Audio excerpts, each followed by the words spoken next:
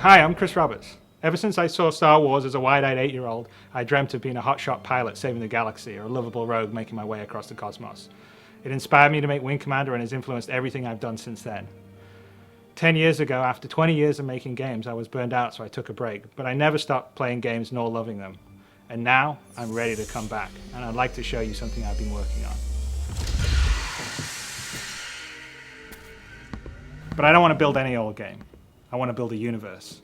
I want to build a game I always wanted to build, but I didn't have the tools to do until now. One that you can fly off a carrier fighting a heroic war on the front lines, but also one that you can muster out and find your own fortune in the stars wherever your spaceship takes you. I want to be able to share this experience with my friends and fight against real opponents in space, not just AI. And I want this to be as good or better than any other game out there. And I want to actively push the boundaries of what you can do in a game. None of this would have been even possible 2 years ago. But with Moore's Law driving PC performance and cost and the gaming community embracing talented developers via crowdfunding, I believe it is possible today. I've never been accused of having a small vision. And so I thought it was best if I share my ambition with you visually. I'm pretty excited by how it's joined out. So why don't you come join me for a sneak peek? What I'm building, the Star Citizen and the Squadron 42 combination, you essentially have both things available to you. So Squadron 42 is the sort of single player experience where you are getting missions. You're in the military, so it's not that open world because you're going to be going AWOL if you decide you want to go off to some other planet. So the idea of it is you serve a campaign, you fly missions, it's branching just like Wing Commander was, and you have exactly that Wing Commander experience with the added bonus of some multiplayer and your friends be able to sort of co-op play with you as wingmen when you fly your missions. But when you finish your tour of duty, you muster out and you're in the wide universe, and then it's open world. You can go where you want, do what you want, choose who you want to be. And the other thing that's nice about this is you don't have to do Squadron 42. You can get into the Star Unit. You can basically decide you're never going to go fight in the military. You can decide that I'm just going to be a merchant or I'm just going to be a pirate. I think what we're talking about here has everything that made Wing Commander great and has everything that made Privateer and Freelancer great. It basically has both things, and the single player sort of military campaign side sits inside this whole universe in a holistic fashion. The idea is that it should be dynamic. So I've talked about the universe being a living entity and something that's always changing, and it's going to change based on the player's actions. So things that players do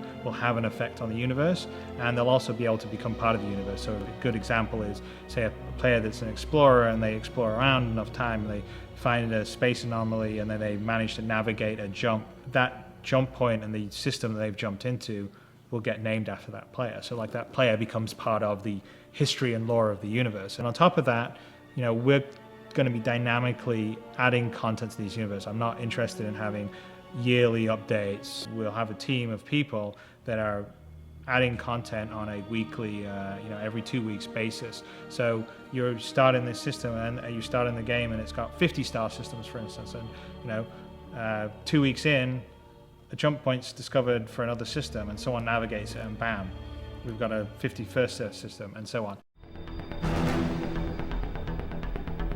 So one thing I think you'll all be very excited about is the level of fidelity in space, the graphical detail and the immersion, because it's to a level that I've never been able to achieve before. I'm trying to build a world that is so detailed and has such great texture that you forget that it's a game, which is always my goal when I'm building games. I'll just climb into the cockpit of the fighter, and as you can see, as we're sort of climbing in, there's a huge amount of detail in the cockpit, because one of the biggest keys for me in the next game I'm building is I really want to have that immersion to be complete. And we're going to do a lot of things that will really push that. Everything inside the cockpit operates and moves and works. If I look around the cockpit, you can see the displays, my hands on the throttle, my hands on the joystick. The whole idea is we're immersed fully in a cockpit that's fully rendered in 3D. So if you issue a command, you hit a button, you'll actually see your character doing the cockpit. It's all for the immersion.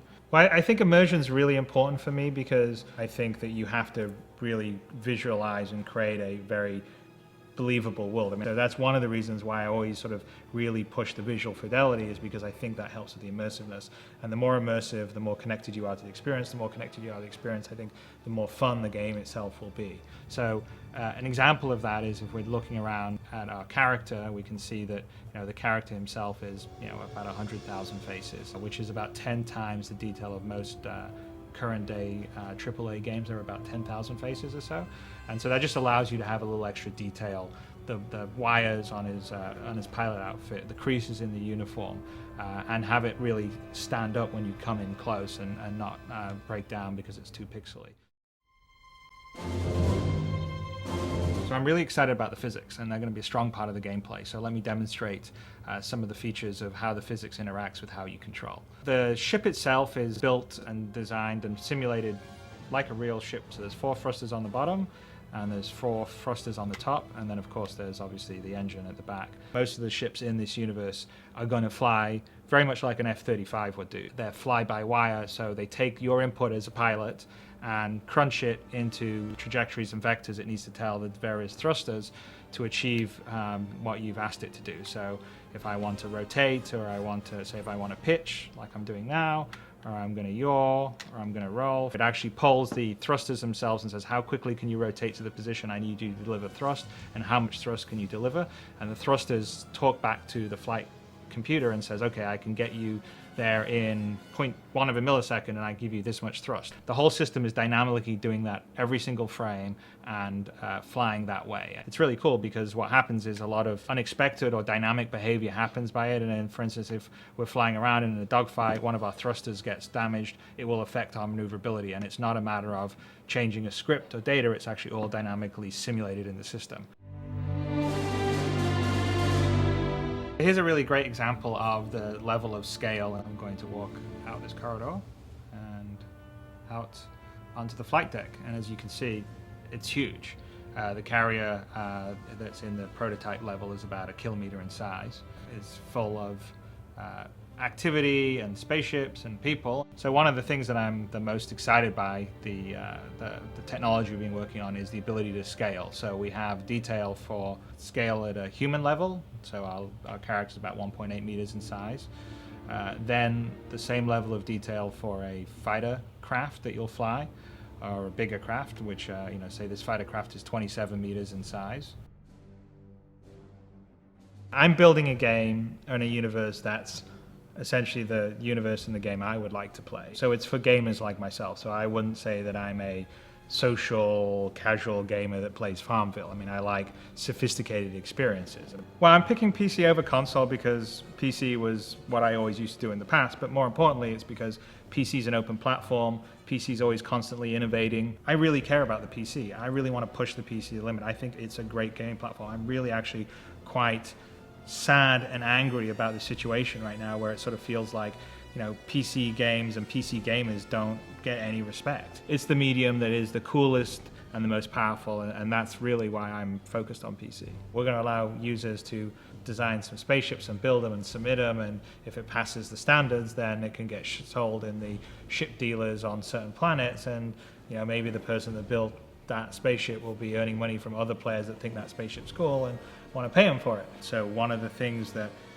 I like about crowdfunding is cutting out the politics and the noise of the big publisher, and you're dealing directly with the people that want to experience the game that you're making.